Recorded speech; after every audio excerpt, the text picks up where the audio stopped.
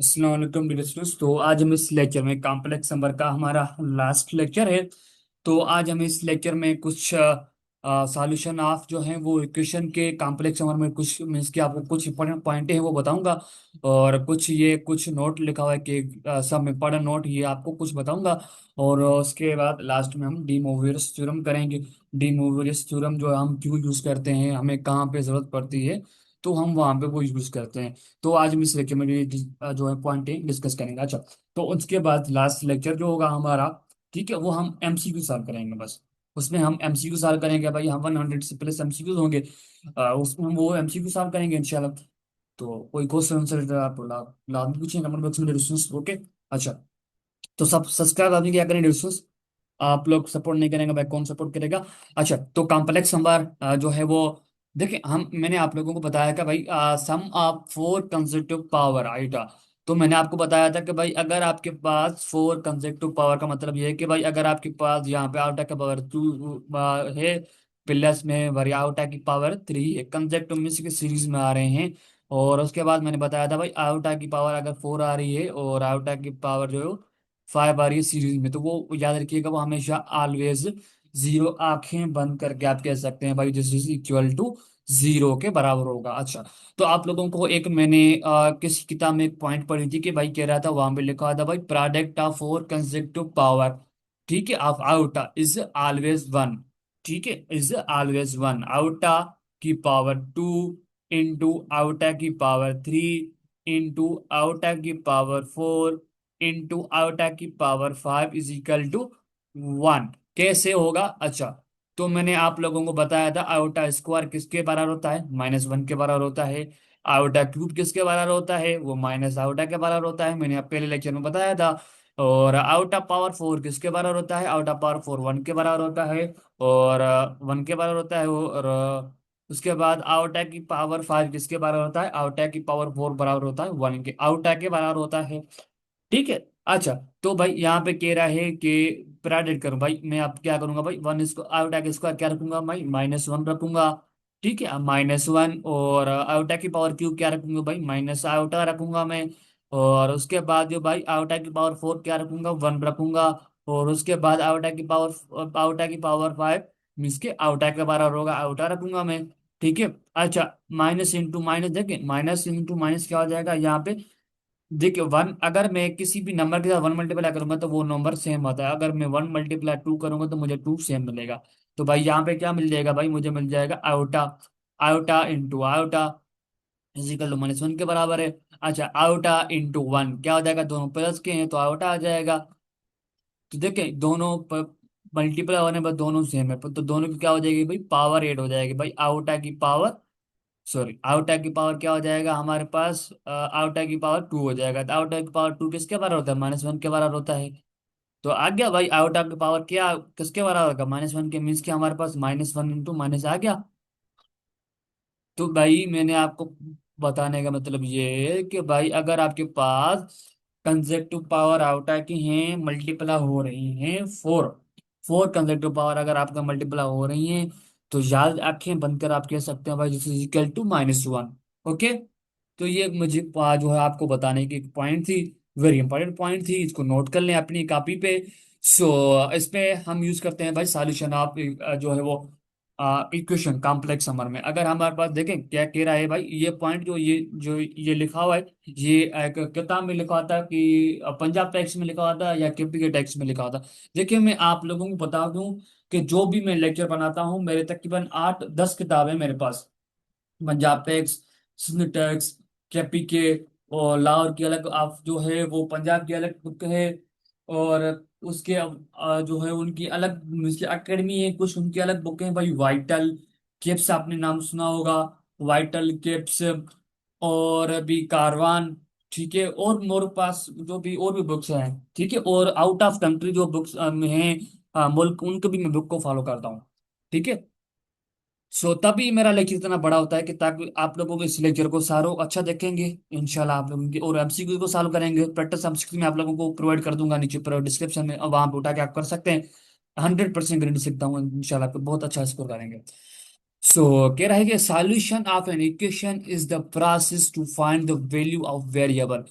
Solution of equation, equation का solution is the process है find the value of of variable, variable की unknown जो value variable है उसकी वैल्यू फाइंड करने का एक जो है वो प्रोसेस है, is involved in the equation which when substitute in the equation the solution satisfy the value of the left hand side in the equation is equal to the right hand side of the equation। देखिए अगर आपके पास देखिए हमने कोई equation solve किया, अगर हमने equation solve किया तो हमने उसको इक्वेशन को सॉल्व करते हम एक वैल्यू निकाली, अगर वो वैल्यू निकाली तो वो अगर हमारे पास वो इक्वेशन जो होती है और जो वैल्यू है वो left hand and right hand side को अगर वो सेटिस्फाई करती है, मीन्स के राइट हैंड साइड और लेफ्ट हैंड साइड अगर आपस में दोनों बराबर आती हैं, तो फिर हम कहेंगे भाई ये इक्वेशन का सॉल्यूशन है, वैलिड सॉल्यूशन है। तो इक्वेशन को अगर सेटिस्फाई कर रहा है तो कहेंगे, ठीक है, ये आप पॉइंट ये नोट कर लें।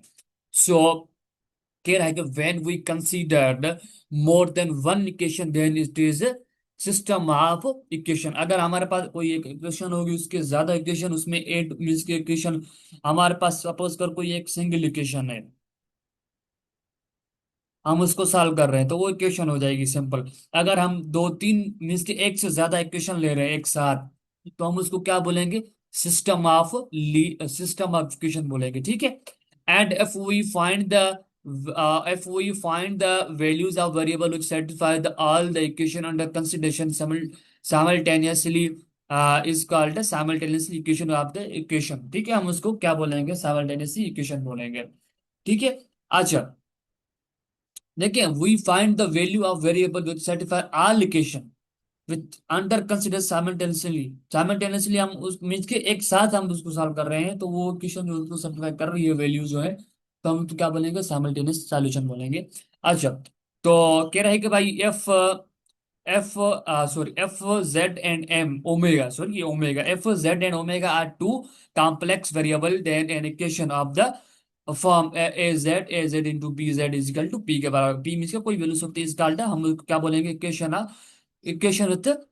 Equation with complex variable z o and omega, ठीक है। हमारे पास इक्वेशन जो इक्वेशन है बट वो कॉम्प्लेक्स नंबर में, ठीक है, कौन से complex variable z and omega, where a and b can not be zero, यहाँ पे एट द सेम टाइम वो दोनों जीरो नहीं हो सकते, या कभी ए जीरो हो सकता है या बी जीरो हो सकता है, बट एक साथ ए एंड बी जीरो नहीं हो सकते हैं, ठीक है। So F A and B belongs to set of complex number.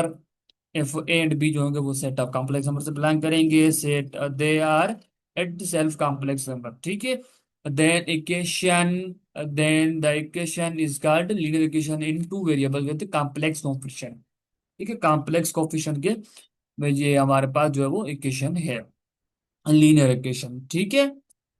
सो अगर आपसे भाई पूछे कि भाई इसमें मुझे ये बताओ कि भाई हमारे पास इक्वेशन क्या मीन्स के रूट्स क्या होता है, साइमल्टेनियसली क्या होता है, ठीक है, डिविजन, अगर आपसे ये पूछे थे, यहाँ से ये दे सकता है भाई, ये यहाँ से देख के और यहाँ तक छोड़ दे, यहाँ तक इसका डैश, तो भाई इसका आपसे ऑप्शन देगा भाई equation with complex variable, equation with real number, equation with जो है वो रियल वेरिएबल या नेचुरल वेरिएबल, इस तरह के हम यूज सकता है, ठीक है।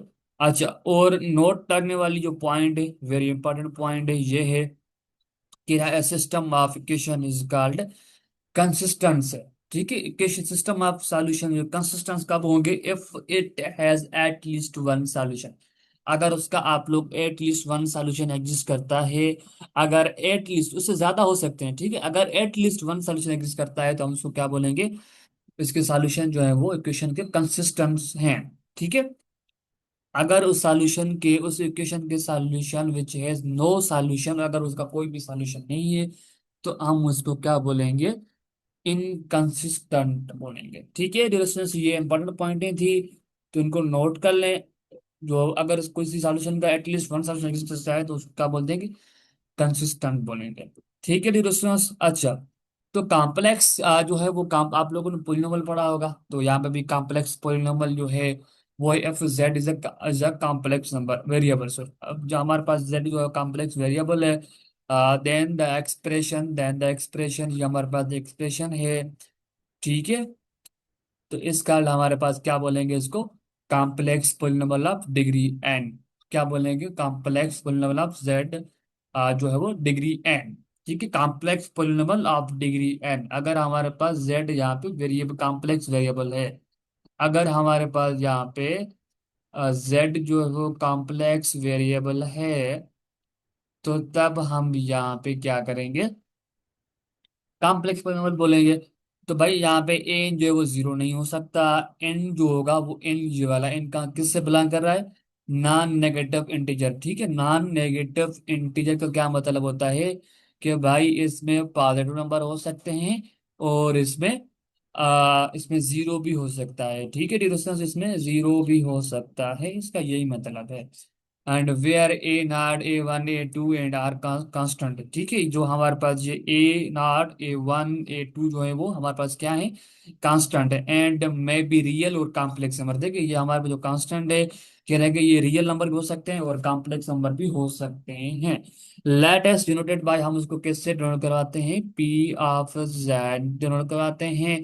कैसे लिखते हैं, उसको लिखते हैं भाई p of z is equal to a naught plus a one into z plus जो है वो a two z two plus infinity. ठीक है दोस्तों, हम उसको बोलते हैं कॉम्प्लेक्स पॉलिनॉमियल। उसको कैसे लिखते हैं, ऐसे लिखते हैं। ठीक है, वेयर हमारे पास अगर हमारे पास वन होगा, अगर हमारे पास देखिए यहाँ पे देखिए एक देखिए यहाँ पे वन है, मीन्स के इसको हटा दें, क्या यहाँ पे पावर क्या है, टू है। इसको अगर हम हटा दें, इसको हम अगर हटा दें, अगर जेड की पावर वन होगी तो उसको हम क्या बोलेंगे, लीनियर पोलिनोमियल। ठीक है, we are interested to factorize polynomial of two types. देखिए हमारे पास जो हम देखिए, आप लोग जो फर्स्ट ईयर में जो कॉम्प्लेक्स नंबर में चीजें पढ़ी होंगी, कॉम्प्लेक्स पोलिनोमियल में और दो चीजें पढ़ी होंगी। ठीक है, तो वेयर हमारे पास जो ए है, एक तो हमारे पास रियल नंबर में होगा। ठीक है, और एंड भी हमारे पास यहाँ पे क्या है, हमारे पास रियल वैल्यूज हैं। ठीक है, एक तो हम इस इक्वेशन को सॉल्व किया होगा और जो है दूसरा आप लोगों ने इस इक्वेशन को सॉल्व किया होगा। दो टाइप की quadratic equation and linear equation, दो इक्वेशन को आप लोगों ने डिस्कस किया होगा क्लास में। ठीक है दोस्तों, अच्छा। तो अब हमारे लास्ट टॉपिक आती है डी मोवरिस थ्योरम। अच्छा, डी मोवरिस थ्योरम क्या होता है कि भाई अगर आपके पास देखें, इसका बनाने का मतलब यही था, इसको डिस्कवर करने का मतलब यही था, अगर आपके पास जेड है, ठीक है, जेड मीन कॉम्प्लेक्स नंबर, अगर आपके जेड कॉम्प्लेक्स नंबर का अगर आप कोई भी इंटीजर पावर लगा रहे हैं, कोई भी इंटीजर पावर लगा रहे हैं, अगर इसका सॉल्यूशन फाइंड करेंगे तो आप लोगों को सिंगल ही सॉल्यूशन मिलेगा। ठीक है, आप लोगों को सिंगल वैल्यू मिलेगी। ठीक है, अगर आप लोग भाई कोई भी इंटीजर लगा रहे हैं तो आप लोगों को सिंगल वैल्यू मिलेगी, सॉल्यूशन इसको सॉल्व करेंगे सिंगल वैल्यू मिलेगी। ठीक है, तो अब मैथमेटिशियन लोगों ने सोचा कि अगर हम z की पावर, z में कॉम्प्लेक्स नंबर, ठीक है, नोट करेगा, तो अगर हम इसकी रैशनल पावर लगा दें, मीन्स की z की पावर वन अपान जो है वो n लगा दें, या हम कर दें भाई z की पावर वन अपान सिक्स कर दें, या z की पावर वन अपान n कर दें, तो देखिए हमारे पास n जो होगा n belongs to natural rational number. ठीक है, रैशनल नंबर से ये बिलोंग करता है। तो अगर हमारे पास इस तरह की आ जाए तो फिर हम किससे सॉल्व करेंगे, तो फिर आगे चल के मैथमेटिशियन लोगों ने डी मोविरस को थ्योरम को डिस्कवर कर दिया भाई, उसको इस तरह के कॉम्प्लेक्स नंबर को डी मोविरस थ्योरम को जरिए हम थ्रू सॉल्व करते हैं डी। देखिए इसको भी हम डीमोस थ्योरम की, अगर हमारे पास बहुत बड़ी पावर आ जाए तो उसको भी हम सॉल्व कर सकते हैं। ठीक है, तो किसकी मदद से, इसकी मदद से भी सॉल्व कर सकते हैं। और हमारे पास ज्यादातर नीड पड़ी थी, इसकी नीड पड़ी थी, फिर आगे इसको इन लोगों ने भाई इसको जो है वो बता दिया। फिर इसको भी मीन्स के डी मोरिस थ्योरम के भी बता दिया था भाई, अगर आपके पास बड़ी पावर आ जाए तो कैसे सॉल्व करेंगे, डी मोरिस थ्योरम के जरिए आप सॉल्व कर सकते हैं। ठीक है दोस्तों, तो बस ये एक पॉइंट थी आपको बताने की। तो अब मैं आप जो है वो मेन पॉइंट पे आता हूँ, ये बेसिक था, आपको देना लाजमी था। ठीक है, अच्छा, तो भाई cos n theta plus iota n theta is the only value of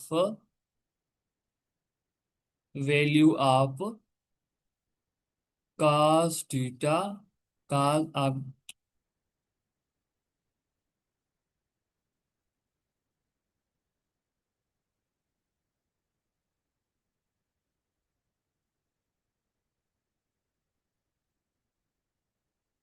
ठीक है, cos theta plus sine theta n. ठीक है, अगर हमारे पास एन इंटीजर से बिलोंग करता है, अगर हमारे पास देखिए, हमारे पास सिंपल कॉम्प्लेक्स नंबर इस तरह कॉम्प्लेक्स नंबर होगा, z is equal to 3 plus iota into 4। अगर आपसे भाई पूछे कि भाई, अगर आपसे पूछे भाई इसकी पावर जो है वो, अब हमें बता दो कि भाई z की पावर 5 किसके बराबर होगी, तो फिर क्या करना पड़ेगा, इसको हम पहले, अगर आपके पास सिंपल आंसर है तो फिर मैं बता देता हूँ। ठीक है, अगर आपके पास भाई पोलर फॉर्म में, आपको मैंने बताया था पोलर फॉर्म कैसे होती है, अगर आपके पास पोलर फॉर्म में आंसर आपको गिवन है तो फिर आपको इस कॉम्प्लेक्स नंबर को पोलर फॉर्म में फर्स्ट जो है वो चेंज करना पड़ेगा। ठीक है, पोलर फॉर्म में चेंज कर लें, उसके बाद उसको सॉल्व कर सकते हैं। ठीक है, तो अगर आप भाई यहाँ पे पोलर फॉर्म की मीन्स के इस तरह का कॉम्प्लेक्स नंबर गिवन है, cos theta plus iota sine theta की बार अगर हमारे पास n है, n जो इंटीजर बिलोंग कर रहा है, तो उसका ये सॉल्यूशन होगा, ओनली वन सॉल्यूशन होगा। अगर हमारे पास इनकी पावर n जो वो इंटीजर से बिलोंग कर रहा था, तो उसका ओनली वन सॉल्यूशन होगा। कैसे होगा भाई, थीटा से आगे n मल्टीप्लाई कर दें और यहाँ से भी n मल्टीप्लाई कर दें थीटा के आगे। ठीक है, तो मैं इसके एग्जांपल करवा देता हूँ। ठीक है, डियर इसमें परेशान न हो। अगर आपके पास, अगर हमारे पास भाई इस तरह के आ जाए कि cos cos n theta plus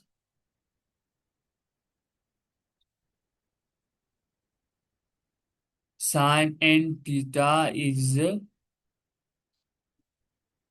is one of the the values of cos theta into sine theta n. N जो होगा वो रेशनल नंबर से बिलोंग करेगा। इसका मतलब ये है कि भाई देखें, अगर हमारे पास इस तरह लिखा है cos theta plus iota sine theta whole उसकी पावर एन, एन मीन्स के होल रेशनल नंबर। ठीक है, तो उसका फर्स्ट साल, उसका तो एक सॉल्यूशन ये एग्जिस्ट करेगा, बाकी उससे ज्यादा भी हो सकते हैं, वो डिपेंड है पावर पे, कितनी पावर। देखिए यहाँ पे पावर क्या है, 5 है, तो भाई इसके टोटल 5 सॉल्यूशन एग्जिस्ट करेंगे। ठीक है, डिस्टेंस इसके टोटल 5 सॉल्यूशन एग्जिस्ट करेंगे। अगर यहाँ पे 6 है, देखिए हम डिनोमिनेटर को सिर्फ देखते हैं, यहाँ पर डिनोमिनेटर कितना है, 6 है, तो हम इसके 6 सॉल्यूशन एग्जिस्ट करेंगे। ठीक है डिस्टेंस, ये है कुछ यहाँ पे सीन, समझ में आ रही है। उसका देखिए, उसका अगर हमारे पास रेशनल नंबर इन बिलोंग का रेशनल नंबर से, तो उसका एक सॉल्यूशन तो ये होगा, उसके बाद और भी हो सकते हैं। ठीक है डिस्टेंस, ये आपको बस जो है उसको नोट कर लें। ठीक है, अगर आपके पास भाई पूछे कि भाई cos theta plus iota sine theta, अगर हमारे पास यहाँ पे नेचुरल एन जो वो रेशनल नंबर मीन्स के वो इंटीजर से बिलोंग कर रही है, तो वो इसका जनरल फॉर्म में सॉल्यूशन क्या होगा। अगर आपके पास इस तरह का ये सॉल्यूशन मीन्स के यहाँ पे वो ये ऑप्शन अगर मौजूद होगा, तो इसको टिक करना पड़ेगा, करेक्ट ऑप्शन यही होगा। अगर आपसे पूछे, अगर आपसे बोले कि भाई cos theta plus iota sine theta whole power n, n जो यहाँ पे रेशनल नंबर से बिलोंग कर रहा है, तो उसका सॉल्यूशन एटलीस्ट नहीं, उसका वन सॉल्यूशन जो होगा वो ये एग्जिस्ट करेगा, cos cos n theta plus iota sine n theta, ये एक सॉल्यूशन होगा, उससे ज्यादा भी हो सकते हैं। ठीक है, तो वो डिपेंड है पावर पे, पावर क्या है। अब आते हैं हम एग्जांपल में, मेन एग्जांपल पे आते हैं। तो आप लोगों को परेशान होगी तो हम कैसे फाइन करें, एग्जांपल आते हैं। भाई हमारे पास कह रहा है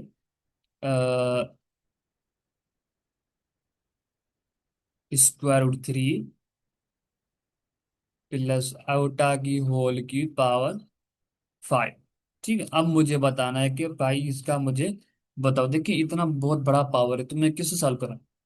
ठीक है, पोलर फॉर्म में आपको भाई, अगर आपके भाई पोलर फॉर्म में आंसर गिवन है, देखिए पोलर फॉर्म में आपसे भाई पूछिए कि भाई मुझे इसका कोई ऑप्शन गिवन है, भाई पोलर फॉर्म क्या होती है भाई, z into r cos theta plus sine theta, ये पोलर फॉर्म है कॉम्प्लेक्स नंबर की। ठीक है, तो पहले हमें आर फाइंड करना पड़ेगा, उसके बाद थीटा फाइंड करना पड़ेगा। ठीक है, तो आर फाइंड करने के लिए हमारे पास फार्मूला आप लोगों को मैंने पढ़ाया था, x square plus y square ये हमारे पास जो है वो एक आर फाइंड करने का फार्मूला है। तो हमारे पास ये वैल्यू एक्स की है और यहाँ पे मीन्स के वन है, तो मीन्स के वो वाई की वैल्यू होगी, जो उसका आयोटा का जो मल्टीपल होगा वो हमारे वाई की वैल्यू होती है। तो हम हमारे पास यहाँ पे क्या हो जाएगा, स्क्वायर रूट आयोटा का स्क्वायर प्लस यहाँ पे आयोटा का स्क्वायर, वन का स्क्वायर सॉरी। तो भाई ये देखें दोनों अपोजिट पड़े हैं, ये रेडिकल कैंसिल हो जाएगा भाई, यहाँ पे सिंपली क्या बचेगा, थ्री प्लस वन का स्क्वायर क्या हो जाएगा, वन ही आएगा। तो थ्री प्लस वन क्या हो जाएगा, फोर, और फोर का स्क्वायर रूट क्या हो जाएगा, टू आ जाएगा। सिंपल, ये आर की वैल्यू हमें मिल गई। अब हमें थीटा फाइंड करना है। थीटा फाइंड कैसे करेंगे भाई, थीटा हम फाइंड करेंगे tan inverse y divide by x mod में। ठीक है डिस्टेंस, अच्छा। तो उसके बाद हम क्या करेंगे, टेन इनवर्स, देखिए वाई की वैल्यू क्या है हमारे पास, वाई की वैल्यू यहाँ पे वन है, और यहाँ पे एक्स की वैल्यू स्क्वायर रूट थ्री। अब हमारे पास भाई थीटा बताना है कि भाई कौन सी थीटा, कौन सी एंगल पे हमारे पास टेन की वैल्यू वन अपन जो है वो थ्री होती है, वो भाई वो होती है हमारे पास पाई डिवाइड बाय सिक्स, वो बराबर होती है पाई डिवाइड बाय सिक्स के। इट मीन्स के भाई 30 डिग्री। 30 डिग्री को हम रेडियन में चेंज करेंगे, ठीक है। इसको हम डी डिग्री में है तो हम इसको रेडियन में चेंज करने के लिए क्या करेंगे भाई, रेडियन में जो है वो चेंज करने के लिए पाई डिवाइड बाय 180 मल्टीप्लाई 30, जीरो यहाँ से जीरो यहाँ से चला जाएगा, थ्री की टेबल 18 पे सिक्स टाइम लगेगी, तो हमारे पास जो सिंपली थीटा की वैल्यू आएगी, theta is equal to pi divide by six. ठीक है, अच्छा। अब हम क्या करेंगे भाई, हमारे आर की वैल्यू भी मिल गई, टू मिल गई, और थीटा की वैल्यू हमारे पास क्या मिली, फाइव। ठीक है दोस्तों, हमारे पास ये चीजें मिल गई। तो अब हम क्या करेंगे, जेड देखें ये हमारे पास जो होगा वैल्यू, तो देखिए टू है, वैल्यू हमारे पास ये देखें, अगर हमारे पास मैं यहाँ पे फाइव टू लगा रहा हूँ तो टू इसके ऊपर भी है और टू इसके ऊपर भी है। ठीक है दोस्तों, तो भाई ये वैल्यू जो होगी वो इसके ऊपर भी होगी, और जो है ये वैल्यू जो होगी वो हो जाएगा इसके आगे भी मल्टीपल हो जाएगी। ठीक है, तो भाई थीटा की वैल्यू हमारे पास क्या आई, pi divide by six, pi divide by six plus iota sine five pi divide by six. ठीक है दोस्तों, ये है। तो भाई यहाँ पे आ जाएगा फाइव। तो भाई आपसे पूछे भाई जेड पावर क्या उसके बराबर होगा, तो भाई इसको आप देंगे भाई जेड की पावर फाइव, भाई ये क्या हो जाएगा, टू का स्क्वायर क्या हो जाएगा। इसको सेम रहने दें, कोई इश्यू नहीं है। अगर आपके पास वहां पे ऑप्शन में है सिंपलीफाई की, मीन्स के यहाँ पे ये बराबर होगा एक्चुअली 32 के बराबर होगा। अगर 32 है तो फिर वहां पे ये कर लें, अगर ये है टू की पावर फाइव तो फिर आपको यही करना पड़ेगा। तो ये क्या हो जाएगा भाई, कॉस, ये हो जाएगा five pi divide by six plus iota five pi divide by six. ठीक है जी दोस्तों, तो ये हमारा पास जो है इसका, ये किसके बारे, अगर आपसे पूछे भाई रेस्क्वायर root three plus iota into one into iota की पावर फाइव, तो वो किसके बराबर आ जाएगा, वो बराबर आ जाएगा इसके बराबर आ जाएगा। ठीक है दोस्तों, तो ये इसके बराबर आ जाएगा। तो अगर आप लोगों को कहेगी इसको मजीद थोड़ा सिंपलीफाई करो, मजीद सिंपलीफाई करने के लिए आपको क्या करना पड़ेगा भाई, इसकी वैल्यू निकालनी पड़ेगी। Cos five pi divide by six किसके बराबर होता है, और ये जो है वो किसके बराबर होती है, इसकी वैल्यू निकालनी पड़ेगी। वैल्यू निकालने के बाद आप लोग इसको आसानी से सॉल्व कर देंगे। ठीक है, देखिए मजीद उसके, देखिए मजीद इसके इतने आते नहीं है, बट आपकी इस तरह के एमसीक्यू आते हैं कि भाई ये किसके बराबर होगा, ये इसके बराबर हो जाएगा। ठीक है डिस्टेंस, ये इसके बराबर आ जाएगा। समझ में आ रही है, अच्छा। इस तरह के और भी एमसीक्यूज हैं, देखिए आप लोगों से भाई देखिए मैं इसको थोड़ा नीचे कर लूं कि मुझे थोड़ी स्पेस चाहिए। तो अगर आपसे भाई, अगर आपके पास इस तरह के एमसीक्यूज आ जाएंगे भाई, अगर आपके पास आ जाए कि भाई one plus square root three iota whole power eight, तो आप ये आप लोग का एच डब्ल्यू है, इसको खुद सॉल्व कीजिएगा। हम कैसे सॉल्व करेंगे, मैंने आपको अभी ऊपर बताया, तो कैसे सॉल्व करेंगे, तो फिर आर की वैल्यू निकालें, फिर थीटा की वैल्यू निकालें, थीटा का निकालने के बाद उसको सिंपलीफाई करें। ठीक है, अच्छा। तो एक और पॉइंट है कि मैंने आपको ऊपर भी शायद बताया था, इस लेक्चर में नहीं बताया पर मैंने प्रीवियस लेक्चर में मैंने बताया था कि देखिए हमने नंबर सिस्टम में एग्जाम पढ़े थे कौन से रियल नंबर के इक्वलिटी के हिसाब से, इनइक्वलिटी के हिसाब से। ठीक है, एग्जाम पढ़े थे कौन से, transitive property, associative property, symmetric property. Associative property इसमें तो एग्जिस्ट करती हैं बट वो इनइक्वलिटी वाली नहीं करती, इसमें इक्वलिटी वाली भी एग्जिस्ट नहीं करती। Symmetric property, reflexive property, trichotomy property, ये इसमें एग्जिस्ट नहीं करती है, डज नॉट होल्ड। ठीक है, इसको नोट कर लें। कह रहे हैं कि भाई कॉम्प्लेक्स नंबर जो है,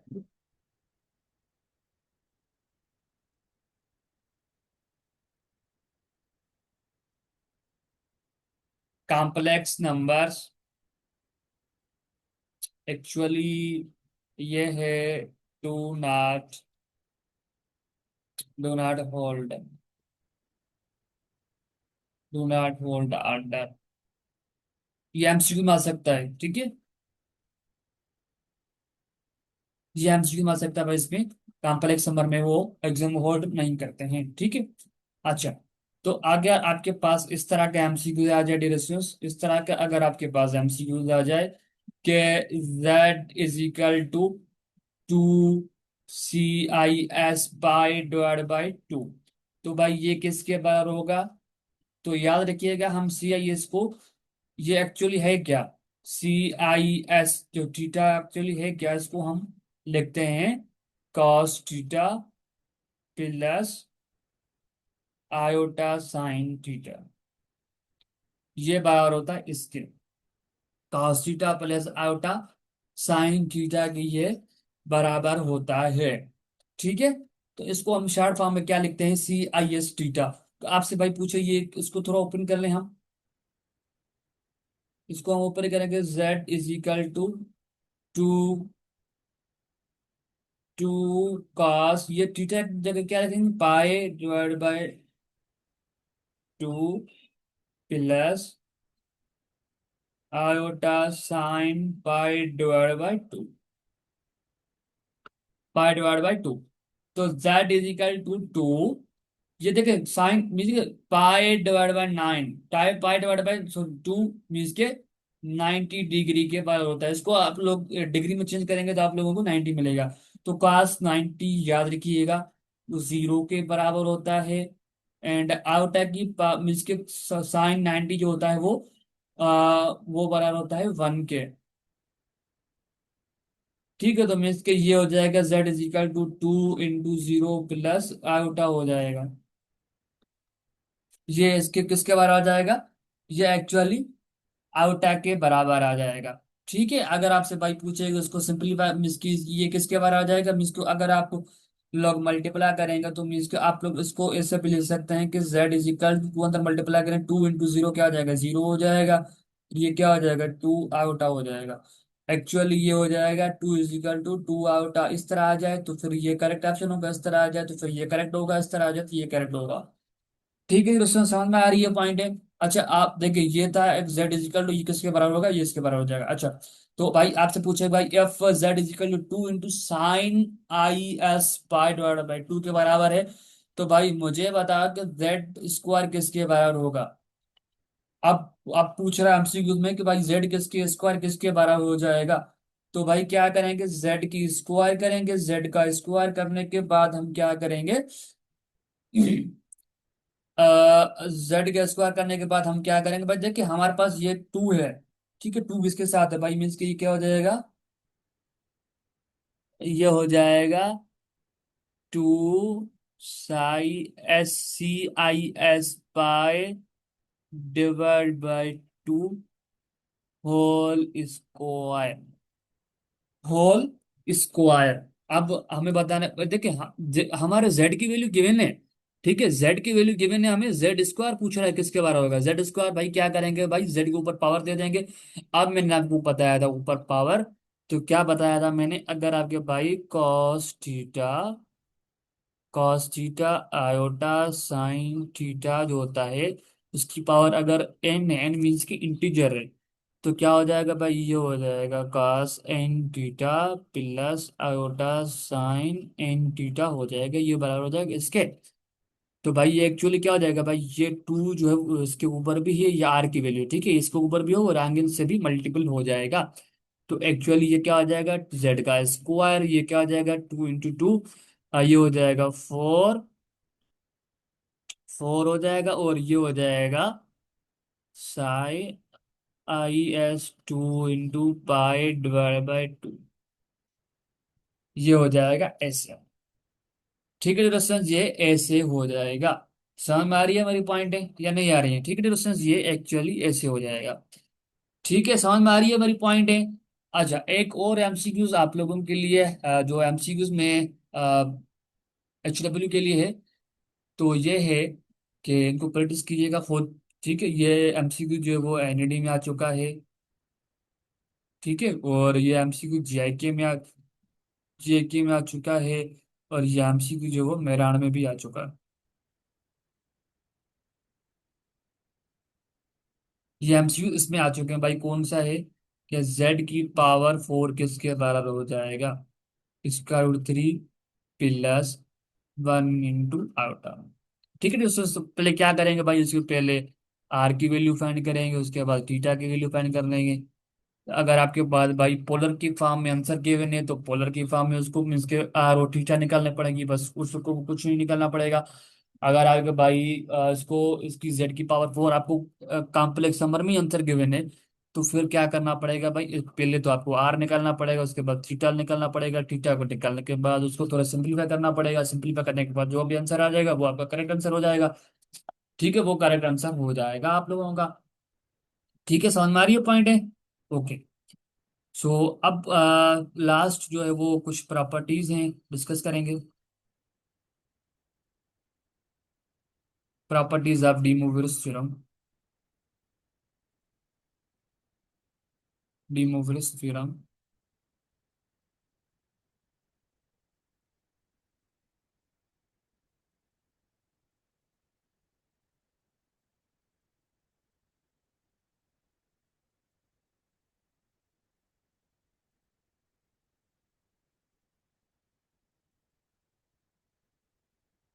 अच्छा, फर्स्ट प्रॉपर्टी क्या कहती है कि अगर आपके पास दो कॉम्प्लेक्स नंबर हैं, पोलर फॉर्म में गिवन है, ठीक है, उसको मल्टीप्लाई करना है। ठीक है, उसको मल्टीप्लाई करना है। अगर आपके भाई क्या करेंगे भाई, Z⁻टू पोलर फॉर्म में गिवन के मीन्स के डूमर्स में R1 × cos θ 1 plus iota sign θ 2। और दूसरा है कि Z⁻R2 cos θ 1, cos θ 1 भाई, यहाँ पे cos थीटा यहाँ पे सेम है, तो यहाँ पे थीटा आएगा 1 आएगा, यहाँ पे θ 2 आयोटा साइन θ 2। अब इसको मल्टीप्लाई करना है, तो मल्टीप्लाई करने के लिए कैसे करूंगा भाई, Z1 × Z2 करूंगा, R1 × R2 करूंगा, और उसके बाद मैं क्या करूंगा, cos थीटा, देखिए cos θ 1 प्लस θ 2 को ऐड करूंगा। ठीक है, कॉस वाली टर्म जो होगी वो, कॉस वाली जो थीटा होगी उसको हम आपस में ऐड करेंगे, और जो आउटा वाली जो थीटा होगी मीन्स के साइन वाली, उसको हम आपस में ऐड करेंगे भाई। ये एक्चुअल हो जाएगा प्लस आयोटा साइन थीटा और प्लस थीटा, ये एच से हो जाएगा। इसको हम ऐसे भी लिख सकते हैं कि R1 × R2 CIS θ 1 + θ 2। इसको हम ऐसे भी लिख सकते हैं। ठीक है जी दोस्तों, अगर आप लोगों के पास इस तरह का कॉम्प्लेक्स नंबर आ जाए, फर्ज करो आपके पास के कॉम्प्लेक्स नंबर है, एग्जांपल उठाते हैं भाई, Z1 = 2 इंटू